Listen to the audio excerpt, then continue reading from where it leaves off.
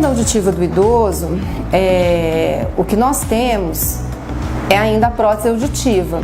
Nós ainda não temos formas terapêuticas com medicamentos, por exemplo, de tratar a perda auditiva. Existe uma quantidade enorme de estudos, existem estudos com terapia gênica para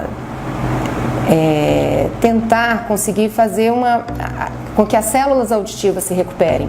Porque essa perda auditiva do idoso, ela acontece por degeneração das células auditivas, né, que são células neuronais ultra especializadas, e também por fatores ambientais, como exposição a ruído, uso de alguns medicamentos. Medicamentos às vezes corriqueiro. Aspirina é um medicamento que pode levar à perda auditiva.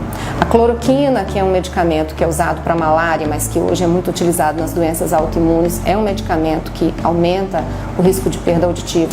Alguns diuréticos, os quimioterápicos.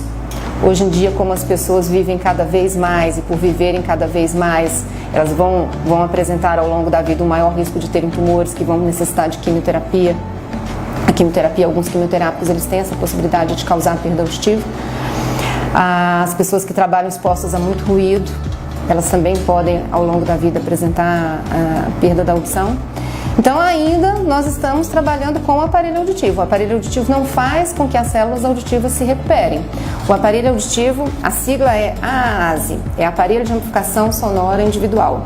O aparelho auditivo ele tem a capacidade de captar o som que vem de fora, amplificar esse som, e esse som ele chega amplificado à nossa orelha e ele é transmitido para a área auditiva cerebral. No final das contas, quem decodifica o som não é o nosso ouvido, a nossa orelha interna, é a área auditiva cerebral.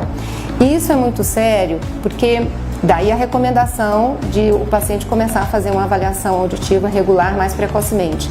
Se existe uma perda auditiva que não foi detectada e não foi indicado nenhum tipo de tratamento para ela, e se essa perda permanece por muito tempo, esse tempo longo de privação auditiva, ele atrapalha o bom resultado, ele impede o bom resultado de um aparelho auditivo.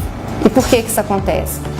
A nossa área auditiva cerebral, ela funciona bem desde que bem estimulada pelos estímulos elétricos que chegam do ouvido, da orelha interna. Se esse meu ouvido, a função dele vem piorando pelo envelhecimento, a área auditiva cerebral ela está deixando de ser estimulada, ela vai deixando de funcionar.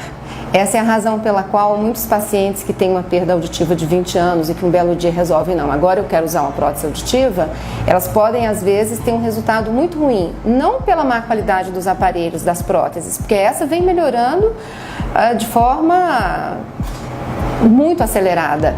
Mas é porque o aparelho é colocado lá, ele faz a função dele de que é amplificar o som, só que a área auditiva, o córtex auditivo daquele paciente, por estar privado de estímulo por muito tempo, ele simplesmente não decodifica o som. São os pacientes que dizem que colocam o aparelho auditivo é uma coisa muito ruim, o aparelho auditivo só faz barulho. Isso não existe, o aparelho auditivo ele não faz barulho, ele amplifica o som que chega da periferia. Então essa é a razão que nós precisamos reforçar. Começar a fazer uma avaliação auditiva periódica, porque tão logo seja detectada uma perda e que seja uma perda significativa, esse paciente, por enquanto, ele vai ser tratado dessa forma, usando um aparelho auditivo. E uma coisa muito importante com relação ao aparelho auditivo, que aparelho auditivo não é um produto que você simplesmente chega e compra, como um sapato. Aparelho auditivo, para que ele funcione bem, você precisa testar em ambientes normais, não na sala da fonoaudióloga fechadinha só. Você precisa testar o aparelho auditivo na sua família, na sua casa, assistindo TV, na rua, num restaurante, que a nossa vida é barulhenta, o nosso dia a dia, a nossa rotina é cheia de barulho. E a pessoa precisa experimentar como que esse aparelho vai funcionar em condições habituais do dia a dia.